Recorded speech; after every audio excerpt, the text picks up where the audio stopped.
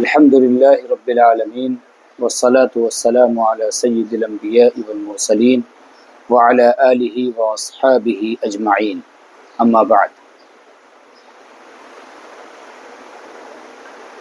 امام طحاوی فرماتے ہیں وَقَدْ عَلِمَ اللَّهُ تَعَالَى فِيمَا لَمْ يَزَلْ عَدَدَ مَنْ يَدْخُلُ الْجَنَّةَ وَعَدَدَ مَنْ يَدْخُلُ النَّارَ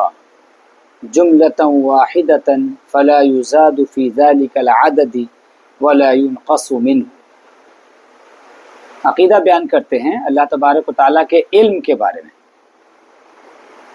کہ اللہ تبارک و تعالیٰ نے ازل سے ہی جنت میں داخل ہونے والے کی تعداد کو جان لیا ہے، یعنی اللہ تبارک و تعالیٰ کو جنتیوں کی تعداد کا علم ازل سے ہی حاصل ہے۔ ایسا نہیں ہے کہ جب جنتی جنت میں داخل ہو جائیں گے تب اللہ تبارک و تعالیٰ کو ان کی تعداد کا صحیح علم ہوگا، اگرچہ ان کی اللہ تبارک و تعالیٰ کے اس علم کا اظہار کب ہوگا؟ جب کہ جنتی جنت میں چلے جائیں گے۔ وَعَدَدَ مَنْ يَدْخُلُ النَّارَ، اور جو جہنم میں جانے والے ہیں اللہ تبارک و تعالیٰ ان کی بھی تعداد کو ازل سے ہی جانتا ہے، جملةً واحدةً، ایک ساتھ۔ ہمارا علم کیا ہوتا ہے؟ اسٹیپ بائی اسٹیپ، ایک ایک کر کے ہوتا ہے۔ اس کے برخلاف اللہ تبارک و تعالیٰ کا جو علم ہے، اس کے برعکس اللہ تبارک و تعالیٰ کا جو علم ہے وہ ایک ساتھ ہے ساری چیزوں کا۔ چونکہ اللہ تبارک و تعالیٰ کا علم حادث نہیں ہے، تو حادث نہ ہونے کی بنیاد پر جو چیز حادث ہوتی ہے وہ ایک کے بعد ایک، ایک کے بعد ایک، ایک کے بعد ایک سامنے آتی ہے۔ اللہ تبارک و تعالیٰ کا علم چونکہ حادث ہے نہیں، تو اس لیے اللہ تبارک و تعالیٰ کو ایک ساتھ سارے جنتیوں اور سارے جہنمیوں کی تعداد کا علم ہے۔ فَلَا يُزَادُ فِي ذَلِكَ الْعَدَدِ وَلَا يُنْقَصُ مِنْهُ، تو اللہ تبارک و تعالیٰ کے علم میں جتنے جنتی ہیں، اللہ تبارک و تعالیٰ کے علم میں جتنے جہنمی ہیں، ان میں اس تعداد میں نہ کمی ہوگی اور نہ بیشی ہوگی، نہ اس میں اضافہ ہوگا اور نہ اس میں کوئی کمی ہونے والی ہے۔ یعنی کوئی اللہ تبارک و تعالیٰ کا علم جو ہے نا، اصل میں علم الہی کے بارے میں فلاسفہ کا عقیدہ یہ ہے کہ اللہ تبارک و تعالیٰ عالم تو ہے لیکن اس کا علم اجمالی ہے۔ اجمالی کا مطلب کیا ہوا؟ یعنی اوور آل اللہ تبارک و تعالیٰ کے چیزوں کو جانتا ہے، لیکن تفصیلی طور پر ان ڈیٹیل علم اللہ تبارک و تعالیٰ کا تب ہوتا ہے جب وہ چیزیں وجود میں آتی ہیں۔ ٹھیک ہے؟ اس کے برعکس اہل سنت کا جو عقیدہ ہے وہ یہ کہ نہیں، اللہ تبارک و تعالیٰ کا علم کلی اور جزئی دونوں ہیں، اجمالی اور تفصیلی دونوں ہیں۔ اللہ تبارک و تعالیٰ کو مکمل طور سے ایک ایک تفصیل کے ساتھ، ایک ایک ڈیٹیل کے ساتھ ساری چیزوں کا علم اللہ تبارک و تعالیٰ کو ازل سے ہی حاصل ہے، اور اس میں کوئی شک و شبہ نہیں ہے۔ اس کے بعد فرماتے ہیں وَكَذَلِكَ أَفْعَالَهُمْ فِيمَا عَلِمَ مِنْهُمْ أَنْ يَفْعَلُوهُ، اور ایسے ہی اللہ تبارک و تعالیٰ کو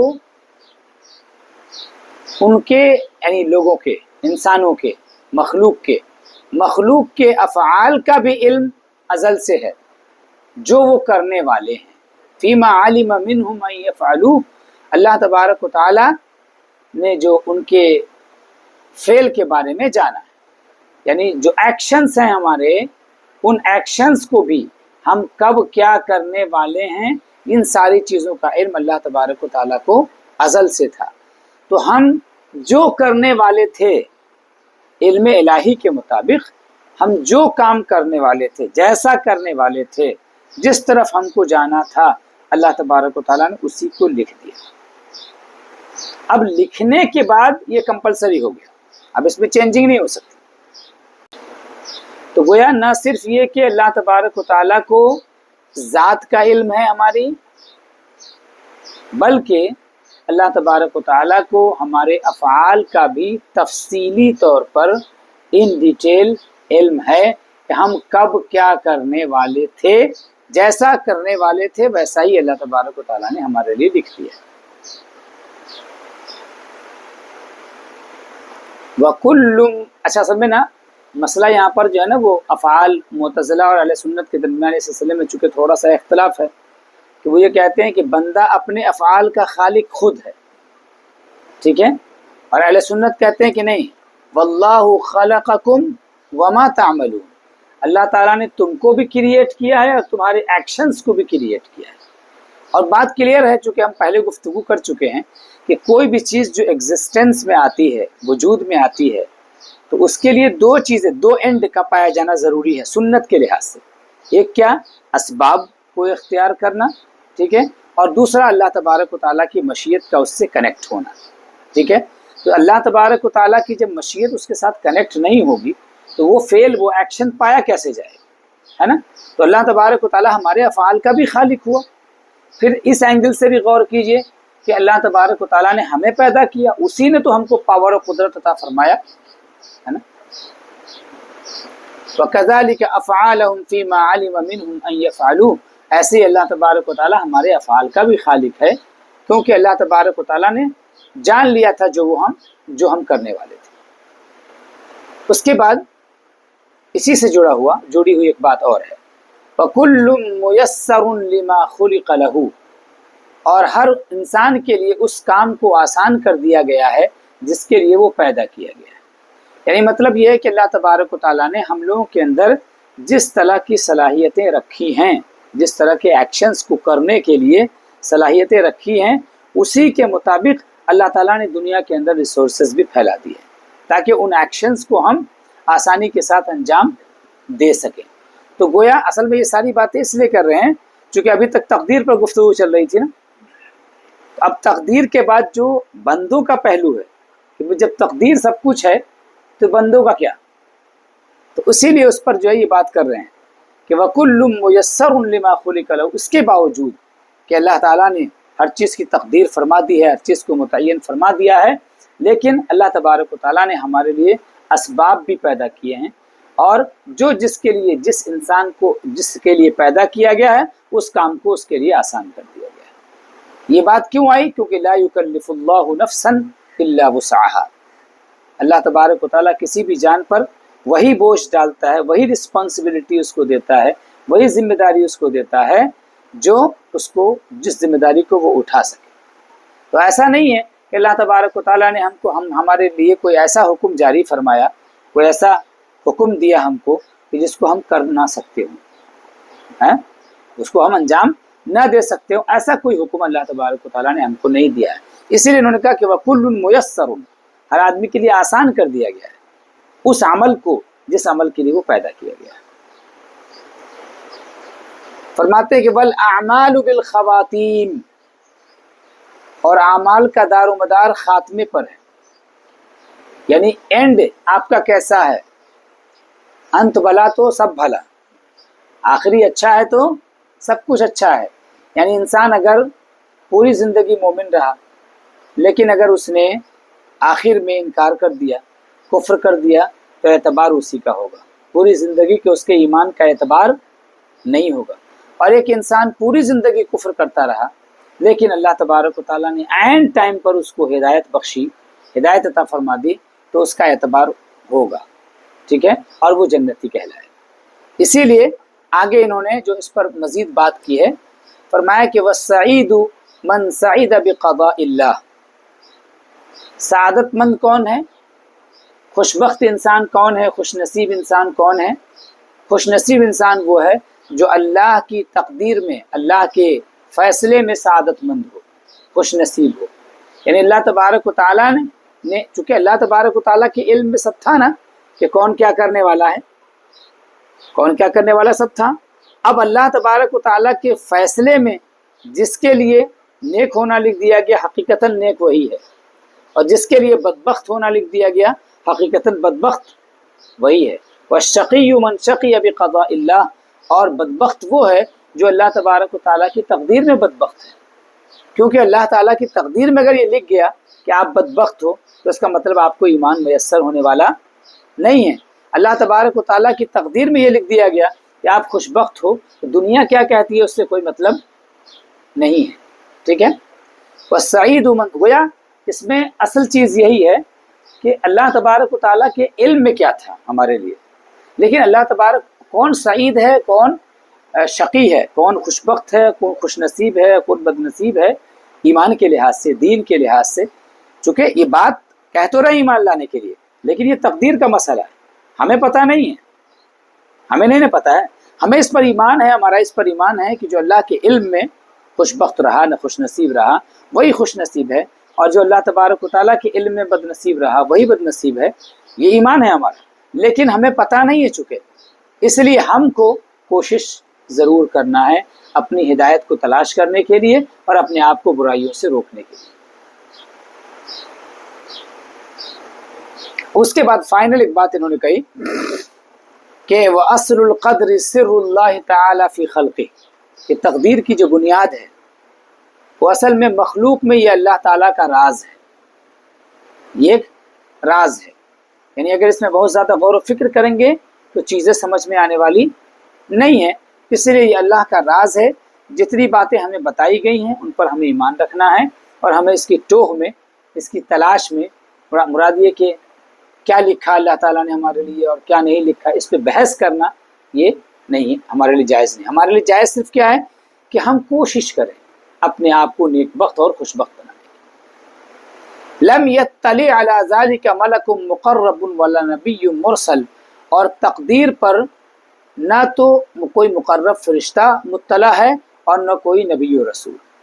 یعنی تقدیر کا علم جو ہے اللہ تبارک و تعالیٰ کے، کبھی کبھی اللہ تبارک و تعالیٰ کچھ کھول دیتا ہے، وہ ایک الگ چیز ہے، لیکن اپنے آپ میں ذاتی طور پر کسی بھی شخص کو اس کا علم نہیں ہے، چاہے وہ کتنے بھی مقام مرتبے والا کیوں نہ ہو. ہاں اللہ تبارک و تعالیٰ کبھی کھولتا ہے کچھ، لیکن یہ بھی جانیے کہ اللہ تبارک و تعالیٰ جو کھولتا ہے نا، وہ علم الہی کا ایک قطرہ بھی نہیں ہوتا ہے. جو کھولتا ہے یعنی اس طرح کی چیزوں میں ہم کو لگتا ہے کہ بہت کچھ مل گیا، لیکن وہ دنیا کے لحاظ سے بہت کچھ ہے، اللہ تبارک و تعالیٰ کے لحاظ سے بہت تھوڑا سا علم ہوتا ہے. وَمَا أُوتِيتُم مِّنَ الْعِلْمِ إِلَّا قَلِيلًا، تم کو بہت تھوڑا سا علم دیا گیا ہے. یہ قرآن کریم نے خود اعلان کیا ہے. اس کے بعد اب جب ہمارا سچویشن یہ ہے کہ یہ اللہ کی کا راز ہے، ایک مسٹری ہے، تو ہمارا اپروچ کیا ہونا چاہیے، اس اپروچ کو بتا رہے ہیں تقدیر کے حوالے سے. کہتے ہیں کہ وَالتَّعَمُّقُ وَالنَّظَرُ فِي ذَلِكَ ذَرِيعَةُ الْخِذْلَانِ، تقدیر میں بہت زیادہ ڈیپتھ میں جانا اور بہت زیادہ بحث کرنا، ڈسکشن کرنا، یہ رسوائی کا ذریعہ ہے. یعنی توفیق سے، اللہ تعالیٰ کی توفیق سے محرومی کا، اللہ تعالیٰ کی مدد سے محرومی کا ذریعہ ہے. وَسُلَّمُ الْحِرْمَانِ، اور محرومی کا یہ زینہ ہے، محرومی کی سیڑھی ہے یہ. وَدَرَجَةُ الطُّغْيَانِ، اور یہ سرکشی کا ایک لیول ہے. یعنی اللہ تبارک و تعالیٰ کی تقدیر میں بحث کرنا یہ سرکشی ہے، کیونکہ تقدیر کا تعلق جب علم الہی ہے اور ہم اس کو جان نہیں سکتے، تو اب بحث کرنے کا مطلب یہ کہ گویا یہ اپنے لیے آپ دعویٰ کر رہے ہیں کہ آپ کے پاس اس کا علم موجود ہے. بحث کرنے کا مطلب یہی ہوتا ہے. جب آپ کے پاس علم ہی نہیں ہے تو بحث کرنے کا کیا مطلب؟ بحث اس چیز میں ہوتی ہے جس کا علم آپ کے پاس ہو. اس کا جب علم ہی نہیں ہے آپ کے پاس تو پھر بحث کرنے کا کیا مطلب ہوتا ہے؟ فَالْحَذَرُ كُلَّ الْحَذَرِ مِنْ ذَلِكَ نَظَرًا وَفِكْرًا وَوَسْوَسَةً، لہٰذا تقدیر میں غور و فکر کرنے سے، اس میں تفکر کرنے سے اور اس کے بارے میں وسوسہ پیدا کرنے سے مکمل طور سے پرہیز کرو. ٹھیک ہے؟ فَإِنَّ اللَّهَ، کیوں بتا رہے ہیں، فَإِنَّ اللَّهَ طَبَعَ عِلْمَ الْقَدَرِ عَنْ أَنَامِهِ، اس لیے کہ اللہ تعالیٰ نے تقدیر کے علم کو اپنی مخلوق سے لپیٹ لیا ہے، یعنی چھپا دیا ہے. طبعاً کا مطلب چھپا دینا. وَنَهَاهُمْ عَنْ مَرَامِهِ، اور تقدیر کے علم کو حاصل کرنے کی کوشش سے اللہ نے منع کیا ہے. ٹھیک ہے؟ کما قال تعالی، جیسا کہ اللہ تعالیٰ کا یہ ارشاد ہے. اللہ تعالیٰ نے قرآن کریم میں فرمایا کہ لا يسأل عما يفعل، اللہ تبارک و تعالیٰ کا جو فعل ہے، اس کے جو افعال ہیں، ایکشنز ہیں، اس کے بارے میں کوئی سوال نہیں کر سکتا. ٹھیک ہے؟ وَهُمْ يُسْأَلُونَ، لیکن لوگوں سے ان کے افعال کے بارے میں سوال ہوگا. یہی خالق و مخلوق کا فرق ہوتا ہے. کہہ رہے ہیں فَمَنْ سَأَلَ لِمَا فَعَلَ، اب اگر کوئی کہتا ہے کہ اللہ تعالیٰ نے ایسا کیوں کیا، میرے لیے ایسا کیوں لکھا، فقد رد حکم الکتاب، تو اس نے قرآن کے فیصلے کو رد کر دیا، چونکہ اللہ تعالیٰ تو فرما رہا ہے کہ لا یسأل، اللہ تعالیٰ سے اس کے فعل کے بارے میں پوچھا نہیں جائے گا، تو اس نے گیا قرآن کریم کے حکم کو، فیصلے کو رد کر دیا۔ ومن رد حکم الکتاب کان من الکافرین، اور جو کتاب کے یعنی قرآن کے حکم کو رد کرنے والا ہوگا وہ کافروں میں سے ہوگا۔ گویا تقدیر میں بحث کرنا، ٹھیک ہے، بلا وجہ غیر ضروری طور پر اس میں ڈسکشن کرنا، یہ اصل میں کافروں کی پہچان ہے۔ فرماتے ہیں آگے، فَهَذَا جُمْلَةُ مَا يَحْتَاجُ إِلَيْهِ مَنْ هُوَ مُنَوَّرٌ قَلْبُهُ مِنْ أَوْلِيَاءِ اللَّهِ وَهِيَ دَرَجَةُ الرَّاسِخِينَ فِي الْعِلْمِ۔ کہہ رہے ہیں کہ یہ وہ عقیدہ ہے، یہ اس عقیدے کا خلاصہ ہے، کرکس ہے، مغز ہے، جس کی ضرورت ہے، جس عقیدے کی ضرورت ہے اس انسان کو کہ جس کا، جو اللہ کے ولیوں میں جن کا دل منور ہے، یعنی یہ اولیاء اللہ کا عقیدہ یہی ہے، اسی پر قائم ہے، اور یہی مضبوط علم والوں کا لیول بھی ہے، یعنی جو پختہ علم والے ہیں، مضبوط علم والے ہیں، چونکہ یہ متشابہ کی قبیل سے ہو گیا نا، تقدیر کس کی قبیل سے ہو گیا، کس کی کیٹیگری سے ہو گیا، یہ متشابہ کی ہو گیا، محکمات سے نہیں ہوا نا، ایمان محکمات سے، یعنی اس پر تقدیر پر ایمان تو محکم ہے، اس میں کوئی شبہ نہیں کہ ایمان لانا ہے، لیکن تقدیر کے بارے میں جاننا اور بحث کرنا اور اس کو تلاش کرنے کی کوشش کرنا یہ ممنوع ہو گیا۔ جب یہ ممنوع ہو گیا تو گویا متشابہ ہے، یہ جب متشابہ ہو گیا تو متشابہ کے بارے میں اہل علم کا نظریہ قرآن کریم نے کیا بیان کیا، ان کا اپروچ کیا بیان کیا ہے؟ اللہ تبارک و تعالیٰ نے گمراہوں کا طریقہ بیان کیا کہ وَأَمَّا الَّذِينَ فِي قُلُوبِهِمْ زَيْغٌ فَيَتَّبِعُونَ مَا تَشَابَهَ مِنْهُ ابْتِغَاءَ الْفِتْنَةِ، کہ جن کے دلوں میں ٹیڑھا پن ہوتا ہے وہ متشابہ کے پیچھے پڑتے ہیں، ٹھیک ہے، فتنہ پھیلانے کے لیے، ٹھیک ہے، وَابْتِغَاءَ تَأْوِيلِهِ، اور اس کا معنی جاننے کی کوشش کرنے کے لیے، ٹھیک ہے، وَمَا يَعْلَمُ تَأْوِيلَهُ إِلَّا اللَّهُ، اور اس کی تعویل کو، اس کی حقیقت کو اللہ تبارک و تعالیٰ جانتا ہے۔ وَالرَّاسِخُونَ فِي الْعِلْمِ، اور جو پختہ علم والے ہیں، مضبوط علم والے ہیں، وہ کیا کہتے ہیں؟ یقولون، وہ کہتے ہیں آمنا بہ، ہم اس پر ایمان لائے، کل من عند ربنا، یہ ساری باتیں اللہ تعالیٰ کی طرف سے، یعنی تقدیر کا جو عقیدہ ہے اس میں کوئی شبہ نہیں ہے کہ تقدیر اللہ نے فرمائی ہے، کل من عند ربنا، ساری باتیں اللہ کی طرف سے ہیں۔ وما يذکر الا اولو الالباب، ٹھیک ہے، اور جو عقل والے ہیں انہیں کو نصیحت ملتی ہے، بے عقلوں کو نصیحت نہیں ملا کرتی ہے۔ تو فرمایا کہ یہی اولیاء اللہ کا بھی طریقہ ہے اور یہی پختہ علم والوں کا بھی طریقہ ہے۔ اب اس کے بعد اس پر مزید تھوڑی سی اور کلیئرٹی کرتے ہیں، فرماتے ہیں کہ لأن العلم علمان، اس لیے کہ علم دو طرح کا ہے، اللہ تعالیٰ نے جو علم رکھا ہے وہ علم دو طرح کا ہے، علم فی الخلق موجود، ایک وہ علم ہے جو موجود ہے مخلوق کے اندر، یعنی مخلوق اس کو جانتی ہے، لوگ جانتے ہیں اس کو، کریشن کو اللہ تعالیٰ نے وہ علم عطا فرمایا ہے۔ وعلم فی الخلق مفقود، اور ایک وہ علم ہے جو لوگوں کے اندر مفقود ہے، یعنی اس کا علم لوگوں کے پاس نہیں پایا جاتا ہے، ٹھیک ہے، کہہ رہے ہیں فَإِنْكَارُ الْعِلْمِ الْمَوْجُودِ كُفْرٌ، لہٰذا علم موجود کا انکار کفر ہے۔ اللہ تبارک و تعالیٰ نے اتنا بتایا کہ ہم نے تقدیر لکھ دی ہے، اتنا تو ہم کو معلوم ہے، لہٰذا اس کا انکار کرنا، تقدیر کا انکار کرنا کفر ہوگا۔ وَإِدِّعَاءُ الْعِلْمِ الْمَفْقُودِ كُفْرٌ، اور جو علم اللہ نے عطا ہی نہیں کیا اس کا دعویٰ کرنا یہ بھی کفر ہے، ٹھیک ہے، کیونکہ اللہ تبارک و تعالیٰ نے تقدیر کا علم انسانوں کو عطا ہی نہیں کیا، جب عطا نہیں کیا تو اس کا دعویٰ کرنا یہ کفر ہو جائے گا۔ وَلَا يَثْبُتُ الْإِيمَانُ إِلَّا بِقُبُولِ الْعِلْمِ الْمَوْجُودِ وَتَرْكِ طَلَبِ الْعِلْمِ الْمَفْقُودِ، اور ایمان ثابت کب ہوگا؟ جب کہ انسان علم موجود کو قبول کرے، یعنی جو اللہ نے بتایا ہے اس کو قبول کرے۔ اللہ نے کیا بتایا کہ ہم نے تقدیر لکھ دی ہے،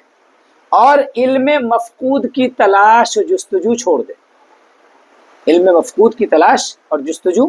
چھوڑ دے، علم مفقود سمجھ گئے، جس کو اللہ نے نہیں بتایا اس کی تلاش و جستجو چھوڑ دے، یعنی اس میں بحث نہ کرے، اس میں ڈسکشن کرنے کی کوشش نہ کرے کہ اللہ نے ایسا کیوں کیا، ایسا کب کیا، اس طرح کی باتیں بالکل نہیں ہونی چاہیے، لیما اور چرا نہیں ہونا چاہیے، کیوں اور کیسے نہیں ہونا چاہیے۔ یہ تقدیر سے متعلق ساری باتیں مکمل ہو گئی۔ اب چونکہ تقدیر کی بات آ گئی تھی تو تقدیر کا علم اللہ تعالیٰ نے لکھا کہاں ہے؟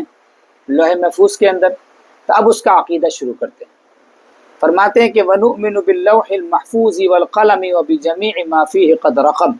ہم لوح پر بھی ایمان رکھتے ہیں، یعنی جس میں لکھا گیا ہے، ٹھیک ہے، یہ ساری باتیں جس میں لکھی گئی ہیں۔ والقلم، اور قلم پر بھی ایمان رکھتے ہیں، یعنی جس سے لکھا گیا ہے، ٹھیک ہے۔ وَبِجَمِيعِ مَا فِيهِ قَدْ رَقَمَ، اور جو اللہ تبارک و تعالیٰ نے جو کچھ اس کے اندر لکھا ہے ان سب پر ایمان رکھتے ہیں۔ وہ یا تقدیر پر بھی ایمان رکھتے ہیں، یا جو کچھ اللہ تعالیٰ نے اس کے اندر لکھا ہے۔ لوح محفوظ میں صرف تقدیر ہی نہیں ہے، یاد رکھیے گا، لوح محفوظ میں جو ہے تقدیر بھی ہے، لوح محفوظ کے اندر قرآن کریم بھی ہے، ٹھیک ہے، سب اس کے اندر موجود ہے۔ ہاں، تو سب پر ہمارا ایمان ہے۔ اب لوح کیا ہے؟ ویسے تو وہ چیز جس پر کچھ لکھا جائے اس کو لوح کہتے ہیں، تختی ہے نا، سلیٹ اس کو بولتے ہیں۔ لیکن دین میں، شریعت میں ہمارے یہ لوح کیا ہے؟ یہ ایک مخلوق ہے، ٹھیک ہے، ایک مقدس قدسی نورانی مخلوق ہے، نور کی ایک شے ہے، جس میں کہ اللہ تبارک و تعالیٰ نے جو کچھ ہو چکا اور جو کچھ ہوگا وہ سب کو، اور سارا علم اللہ تبارک و تعالیٰ نے اس کے اندر لکھ دیا ہے، ٹھیک ہے۔ ایسی قلم بھی جو ہے نا، یہ بھی ایک مخلوق ہے، اور اس سے اللہ تبارک و تعالیٰ نے ساری مخلوق کا علم جو ہے اس کے اندر رکھ دیا ہے لکھ کر کے۔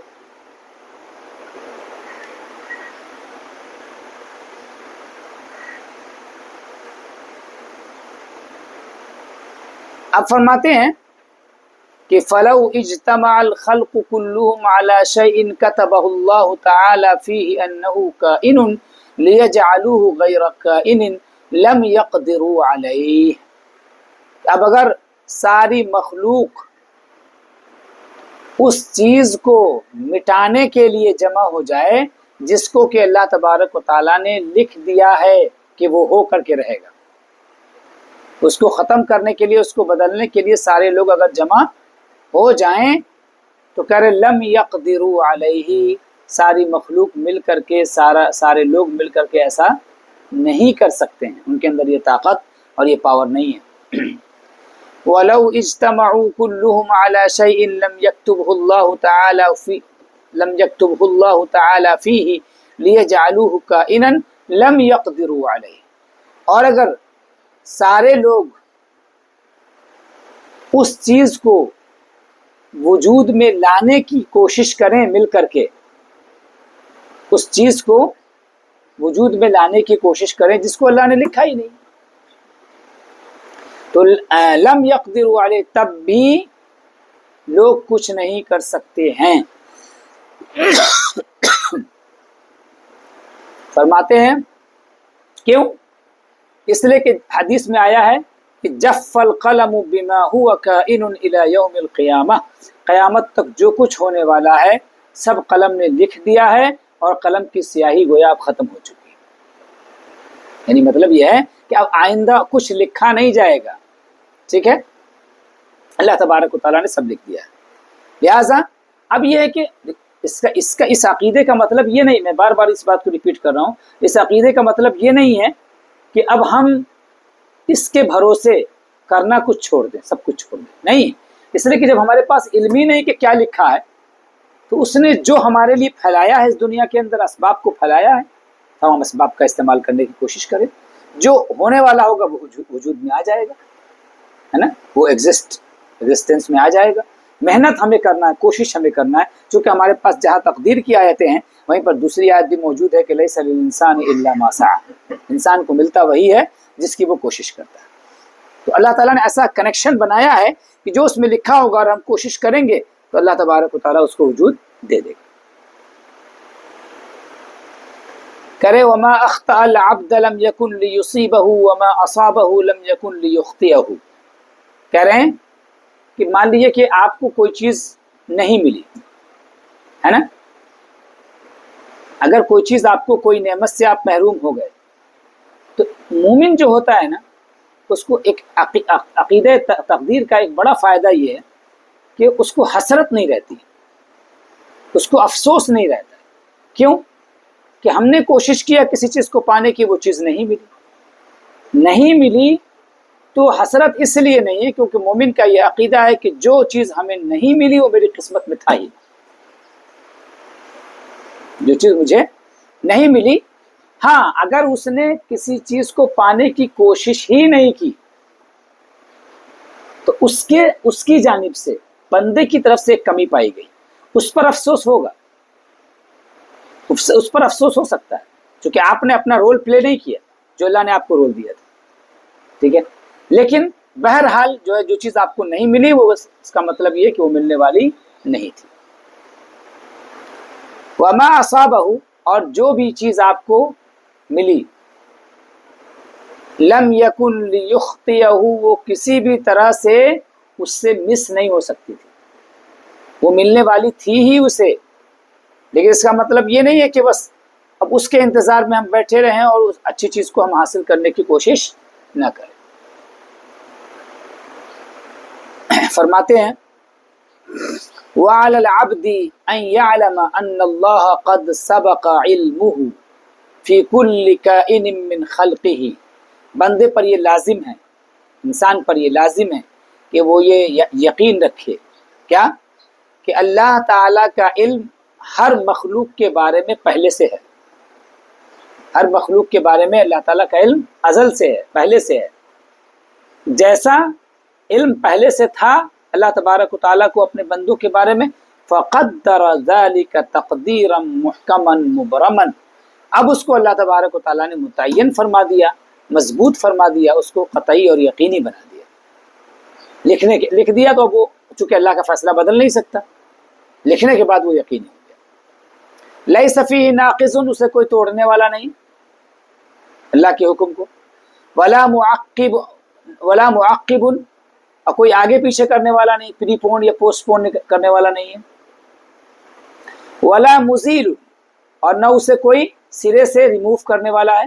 اللہ تبارک و تعالیٰ کے فیصلے کو ہٹانے والا ہے کوئی، وَلَا مُغَيِّرٌ، یا جو ہے اللہ تبارک و تعالیٰ کے حکم میں کوئی امینڈمنٹ کرنے والا ہو، ایسا بھی کوئی نہیں ہے، ٹھیک ہے،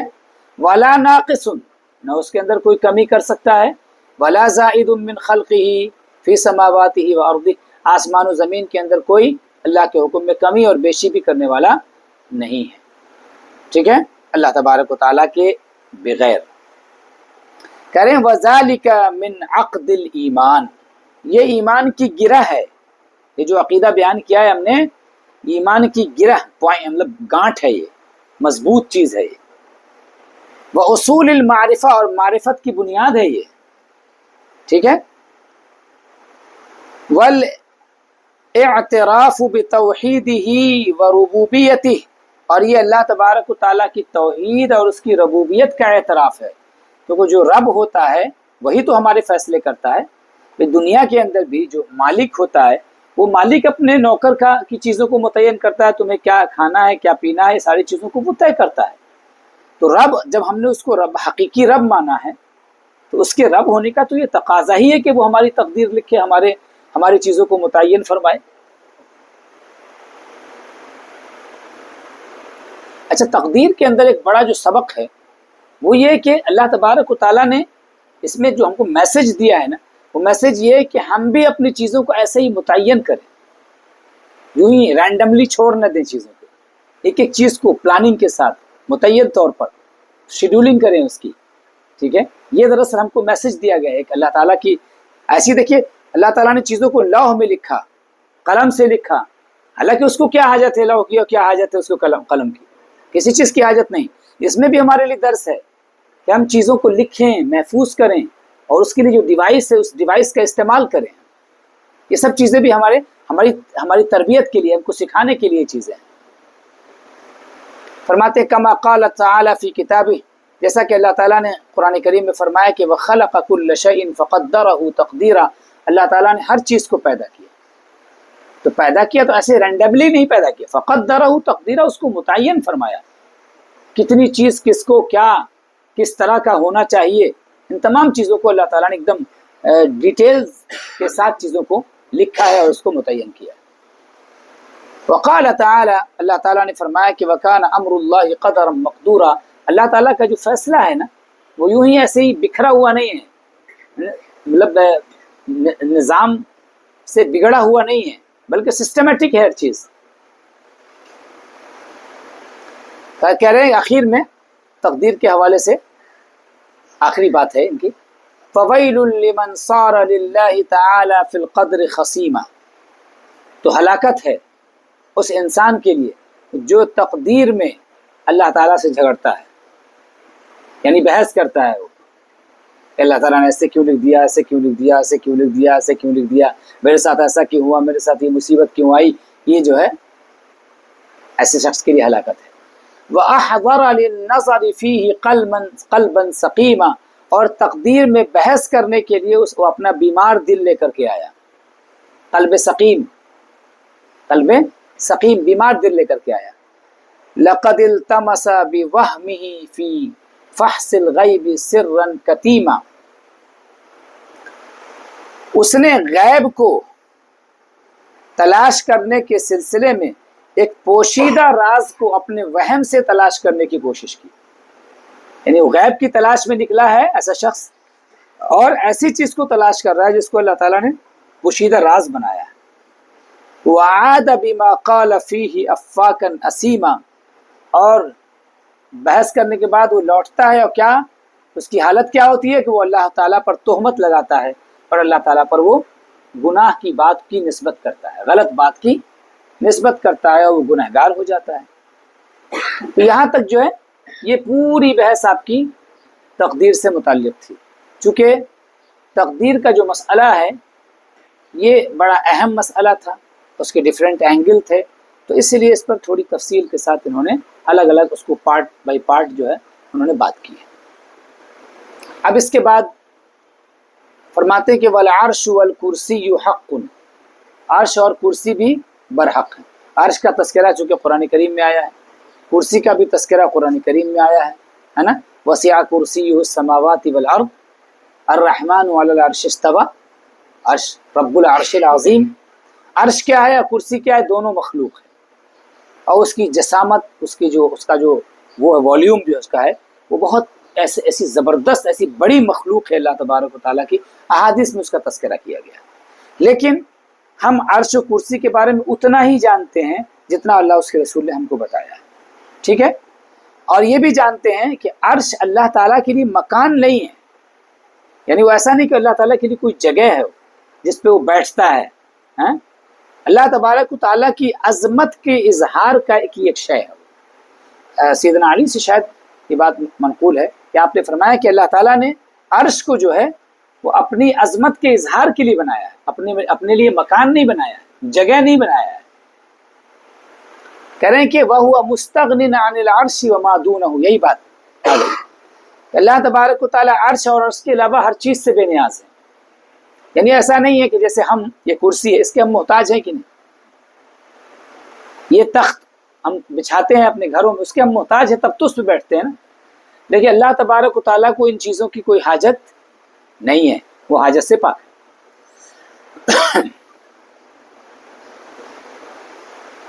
محیط بکل شیء وفوقہ وقد اعجز عن الخلق عن الاحاطۃ خلقہ، اللہ تبارک و تعالیٰ ہر شے کو گھیرے ہوئے، یعنی کوئی بھی چیز اللہ تبارک و تعالیٰ کی قدرت سے باہر نہیں، اس کے علم سے باہر نہیں ہے۔ وفوقہ، اللہ تبارک و تعالیٰ ہر شے کے اوپر ہے، ظاہر سی بات ہے اللہ تعالیٰ کی نسبت نیچے ہونے کی طرف تھوڑی کی جائے گی، عظمت کا اشارہ فوق کے لفظ سے ہی تو ہوگا نا، اوپر کے لفظ سے ہی ہوگا نا، لیکن یہ فوقیت حصی نہیں ہے، ظاہری نہیں ہے، جو وہ اوپر نیچے کا وہ معنی نہیں جو ہم سمجھتے ہیں ڈائریکشن میں، ٹھیک ہے، سمت کے اندر، کہ یہ کوئی چیز اگر کسی چیز کے اوپر رکھی ہوئی ہوتی ہے، مثلا یہ میرا لیپ ٹاپ ہے، یہ اس کے اوپر رکھا ہے تو یہ اس کے اوپر ہے، تو یہ والا معنی مراد نہیں ہے، ٹھیک ہے، یا کوئی چیز جو سامان میرا نیچے رکھا ہوا ہے تو یہ اس طرح کا نیچے ہونا مراد نہیں ہے۔ اللہ تبارک و تعالیٰ کے لیے، پہلی بات تو اللہ تعالیٰ کے لیے نیچے ہونے کی نسبت قرآن میں کہیں کی ہی نہیں گئی، جہاں بھی کی گئی ہے وہ فوق کی نسبت کی گئی ہے، علو کی نسبت کی گئی، بلندی کی نسبت کی گئی ہے، لیکن وہ بلندی ظاہری بلندی یہ والی جو ہم سمجھتے ہیں اپنے دماغ سے، وہ والی بلندی مراد نہیں ہے، کیونکہ اس سے تو ڈائریکشن سمجھ میں آئے گا اور حادث ہونا سمجھ میں آئے گا، اور محتاج ہونا بھی اس سے لازم آتا ہے، تو اللہ تبارک و تعالیٰ ہر شے کے اوپر ہے، بس ختم ہو گئی بات۔ یا تو یہ طریقہ اختیار کیجئے، یا پھر یہ کہ آپ سیدھے سیدھے کہہ دیجئے کہ یہ بلندی جو ہے، بلندی کون سی ہے؟ رتبے کی بلندی ہے۔ کیونکہ اگر یہ بلندی حصی والی بلندی ہوتی تو اس کے مقابلے میں کہیں تو یہ کہا جاتا کہ اللہ تبارک و تعالیٰ نیچے ہونے سے پاک ہے، یا نیچے کا معنی کوئی کہیں پر ذکر کیا جاتا، تو اس کا جو اپوزٹ ہے، اپوزٹ کہیں ذکر نہیں کیا، تو اس کا مطلب یہ کہ فوقیت کا معنی اللہ تبارک و تعالیٰ اوپر ہے یعنی بلند ہے، یا یہ کہ ہم فوقیت کا معنی کیا ہے اللہ کے حوالے کر دیں، جو اپروچ ہم پہلے بتا چکے ہیں آپ جی۔ وقد اعجز عن احاطۃ خلقہ، اور اللہ تبارک و تعالیٰ نے اپنی مخلوق کو اپنی ذات کا احاطہ کرنے سے عاجز کر دیا ہے، یعنی مطلب یہ ہے بے بس کر دیا اللہ تعالیٰ نے، کوئی مخلوق اللہ تعالیٰ کی حقیقت کا مکمل ادراک نہیں کر سکتی ہے کہ اللہ تعالیٰ کو مکمل طور سے اللہ تعالیٰ کی معرفت کسی کو حاصل ہو جائے، یہ ممکن نہیں ہے۔ ما عرفناک حق معرفتک، جتنے بھی انبیاء و اولیاء آئے سب نے یہی کہا، ما عرفناک حق معرفتک، مولا تیری معرفت جیسی ہونی چاہیے ویسی مجھے حاصل نہیں ہوئی، کیونکہ اس کی معرفت جو ہے نا، اس کی معرفت میں بھی ہم اسی کے محتاج ہیں۔ وما كنا لنهتدي لولا ان هدانا اللہ، اگر اللہ ہمیں ہدایت نہ دیتا تو ہمیں اس کی ہدایت نہ مل پاتی، اس کی معرفت نہ مل پاتی ہمیں۔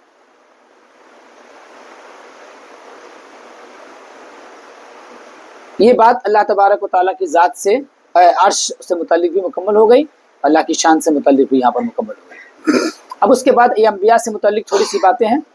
وَنَقُولُ، ہم کہتے ہیں کہ ان اللہ اتخذ ابراہیم خلیلا،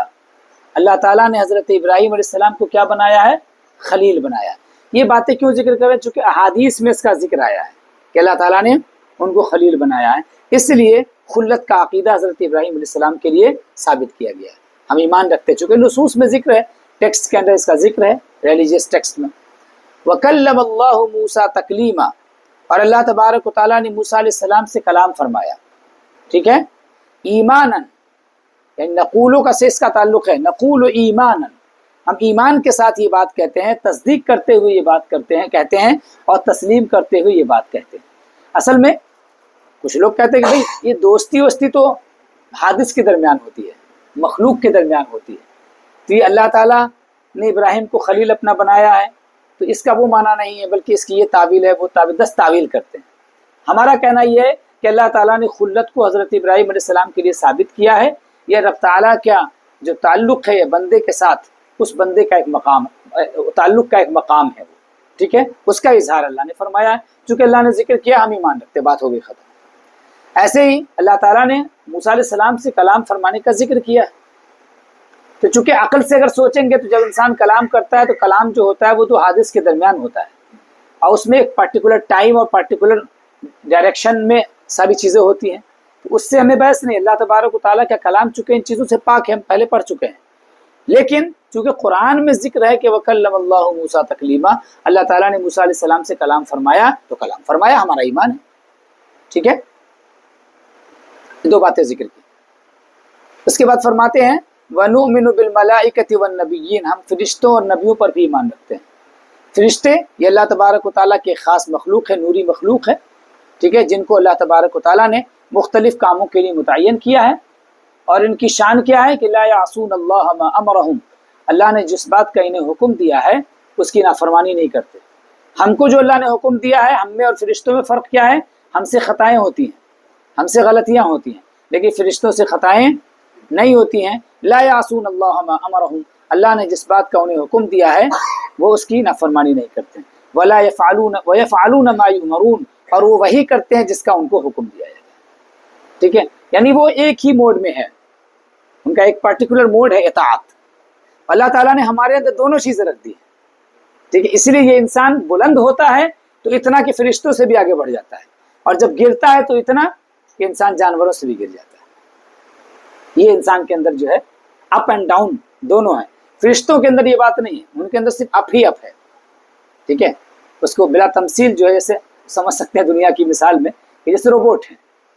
اس کو جس کام پہ آپ نے لگا دیا نا وہ وہی کرے گا، دوسرا کوئی کام کرے گا ہی نہیں، ہے نا، اور اس میں غلطی نہیں کرے گا، پرفیکشن کے ساتھ سارا کام کرے گا بلا تمثیل۔ ہاں بلا صرف سمجھانے کے لیے بات ہے، بلا تمثیل. یہ جو رسولان فرشتے ہیں نا، فرشتوں کو اللہ تعالیٰ نے بنایا ہی اپنی اطاعت کے لیے، اپنی تسبیح کے لیے. اس لیے انہوں نے کہا تھا نا کہ مولا ایسے کو پیدا کرے گا جو زمین میں جا کے فساد کریں گے. حالانکہ وَنَحْنُ نُسَبِّحُ بِحَمْدِكَ وَنُقَدِّسُ لَكَ، ہم تو تیری تسبیح بھی بیان کرتے ہیں، تیری پاکی بھی بیان کرتے ہیں. یعنی ہم سے تو خطا کا امکان نہیں ہے، ہم تو ہمیشہ تسبیح میں لگے رہتے ہیں، ہمیشہ تیری پاکی بیان کرنے میں لگے رہتے ہیں. ٹھیک ہے، تو یہ فرشتوں کی مخلوق ہے. اللہ نے مختلف ذمہ داریاں بھی دی ہیں ان کو. کوئی پانی بارش اتارتا ہے، کوئی جو روزی کو تقسیم کرتا ہے، کوئی نبی کے پاس وحی لے کر کے جاتا ہے فرشتہ. بہت سارے فرشتے ایسے ہیں، اور دیگر کاموں پہ لگے ہوئے بہت سارے فرشتے ایسے ہیں جو صرف تسبیح میں لگے، ان کا کوئی دوسرا کام ہی نہیں ہے. ٹھیک ہے،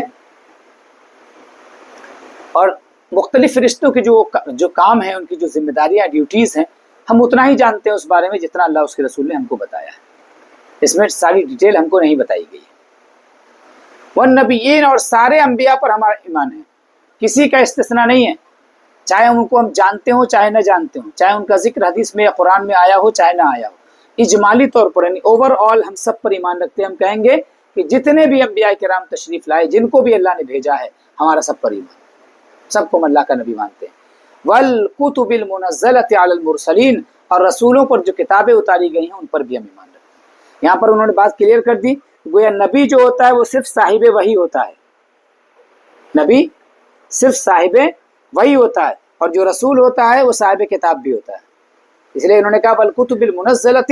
علی المرسلین، رسولوں پر جو کتابیں اتاری گئیں، وہ کتابوں کے اترنے کا تعلق رسولوں سے ہے. اب کتنی کتابیں، 4 آسمانی کتابیں تو بہت مشہور ہیں.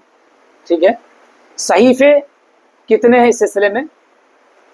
بعض احادیث میں بعض تعداد بیان کی، مجھے لگتا ہے 103 یا 113 ایسی کچھ تعداد آئی ہے.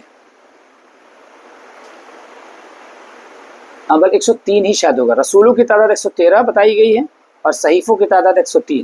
اب یہ کہیں گے کہ یہ کیسے ہوا، کم کیسے ہو گیا؟ تو یہ ہے کہ بہت سے صحیفے دوبارہ ریپیٹیڈلی اتارے گئے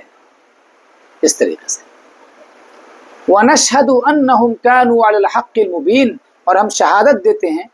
کہ أَنَّهُمْ كَانُوا عَلَى الْحَقِّ الْمُبِينِ، یہ سب رسولان نظام حق پر قائم تھے، کھلے ہوئے، واضح، کلیئر کٹ حق پہ قائم تھے. اس کے بعد فرماتے ہیں کہ وَنُسَمِّي أَهْلَ قِبْلَتِنَا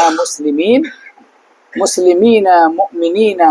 مَا دَامُوا بِمَا جَاءَ بِهِ النَّبِيُّ صَلَّى اللَّهُ عَلَيْهِ وَسَلَّمَ مُعْتَرِفِينَ وَلَهُ بِكُلِّ مَا قَالَهُ وَأَخْبَرَ مُصَدِّقِينَ. ہم اہل قبلہ کو مسلمان جانتے ہیں، مومن جانتے ہیں، جب تک وہ ان باتوں کو مان رہے ہیں جن کو نبی کریم صلی اللہ علیہ وسلم لے کر کے آئے ہیں. یعنی دین کی جو ضروریات ہیں، دین کی جو بیسکس ہیں، فاؤنڈیشنز ہیں، ان کو اگر وہ تسلیم کر رہے ہیں تو اگرچہ اور دیگر مسائل میں ان کا اختلاف ہو، اس کی وجہ سے ممکن ہے وہ گمراہ بھی ہوں، لیکن جب تک بنیادی چیزوں کو مان رہے ہیں، اہل قبلہ ہیں، یعنی قبلہ کی طرف رخ کر کے نماز پڑھ رہے ہیں، ہمارا ذبیحہ کھا رہے ہیں. حدیث میں باضابطہ اس کا ذکر آیا ہے کہ من صلی صلاتنا واکل ذبیحتنا واستقبل قبلتنا فذلک المسلم. وَلَهُ بِكُلِّ مَا قَالَهُ وَأَخْبَرَ مُصَدِّقِينَ، اور جب تک یہ لوگ نبی کریم صلی اللہ علیہ وسلم نے جو بھی بات فرمائی اور جو بھی آپ نے بتایا اس کی تصدیق اگر کر رہے ہیں، جو کلیئر کٹ باتوں کی بات ہو رہی ہے، یہاں پر ڈسپیوٹیڈ ایشوز کی بات نہیں ہو رہی ہے، جن کو بیسکس ہم کہتے ہیں، فاؤنڈیشنز کہتے ہیں، ضروریات دین کہتے ہیں. تو ضروریات دین کا جب تک یہ اعتراف کر رہے ہیں، ضروریات دین میں سے کسی ضرورت دینی کا انکار نہیں کر رہے ہیں، تب تک ہم ان کو مسلمانی جانیں گے، اہل قبلہ میں سے جانیں گے. ٹھیک ہے، جیسے مثال کے طور پر کوئی بندہ ہے، بھئی اللہ تبارک و تعالی کی مانی صفات پر وہ مطلقاً ایمان رکھتا ہے، اوور آل ایمان رکھتا ہے، لیکن علماء نے جس میں بحثیں کی ہیں کہ کتنی تعداد ہے اس کی اور کتنی تعداد نہیں، ان چیزوں کو نہیں مانتا تو ممکن ہے وہ گمراہ. ٹھیک ہے، لیکن وہ اصلاً مومن کہلائے گا کیونکہ وہ صفات پر ایمان رکھ رہا ہے. اس نے کہا بھائی قرآن و حدیث میں جو باتیں آئیں ان پہ ایمان ہے ہمارا. جہاں پر علماء کی انٹرپریٹیشنز آ جاتے ہیں، جہاں پر تشریحات آ جاتی ہیں، یا کسی چیز کے ڈسکرپشن میں حدیث میں کوئی بات آ گئی دو طرح کا ڈسکرپشن آ گیا، ٹھیک ہے، اور اس کی بنیاد پر وہ چیز یقینی اور قطعی نہیں رہ گئی۔ اگر ان چیزوں کا وہ انکار کرتا ہے تعویل کرتے ہوئے تو وہ پھر کافر نہیں کہلائے گا بلکہ اہل قبلہ میں سے ہوگا اور وہ مسلمان کہلائے گا۔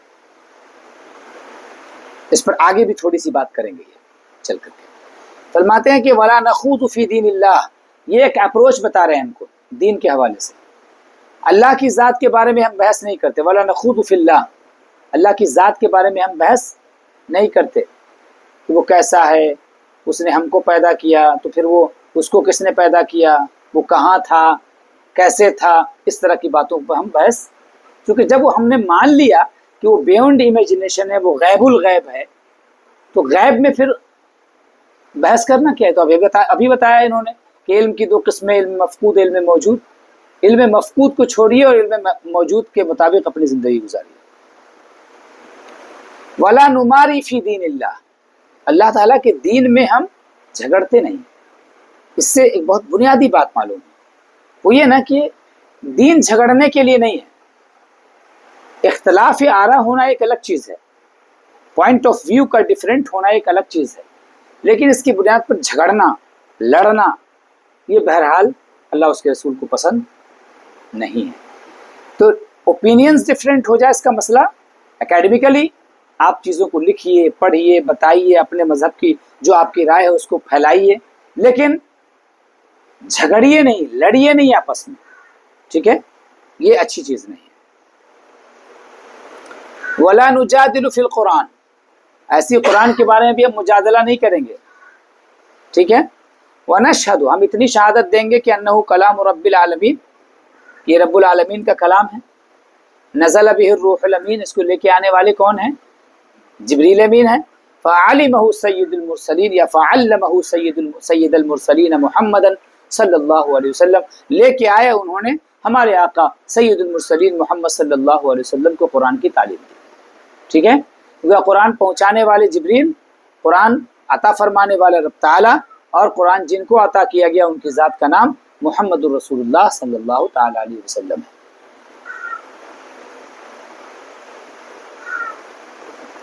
اب قرآن کریم کے بارے میں دو عقیدہ اور ہے، اس کو پڑھ لیتے ہیں بس۔ وَهُوَ كَلَامُ اللَّهِ تعالی، یہ اللہ تعالیٰ کا کلام ہے، اتنا ہم جانتے ہیں۔ لا يُسَاوِهِ شَيْءٌ مِّن كَلَامِ الْمَخْلُوقِينَ، مخلوق کے کلام کے برابر نہیں ہے بالکل، ٹھیک ہے؟ یعنی مخلوق کی طرح سے یہ اللہ تبارک و تعالیٰ کا کلام نہیں ہے۔ وَلَا نَقُولُ بِخَلْقِهِ، اور جب مخلوق کی طرح سے نہیں ہے تو وہ کریشن کیسے ہوگا؟ وَلَا نَقُولُ بِخَلْقِهِ، اللہ تبارک و تعالیٰ کے اس کلام کے مخلوق ہونے کا ہم قول نہیں کریں گے۔ قرآن غیر مخلوق ہے اللہ تبارک و تعالیٰ کی، چونکہ یہ صفت ہے۔ اس کے بعد جو ہے پھر انہوں نے یہاں سے اب دوسری بات شروع کی ہے، اسی کا تعلق آگے کی جو اور بھی گفتگو آ رہی ہے نا، آگے کی باتیں بھی اسی سے جڑی ہوئی۔ وَلَا نُخَالِفُ جَمَاعَةَ الْمُسْلِمِينَ، تو یہیں پر گفتگو کو ہم نے روکتے ہیں۔ وصلی اللہ تعالی علی خیر خلقہ سیدنا و مولانا محمد و آلہ و اصحابہ اجمعین برحمتک یا ارحم الراحمین۔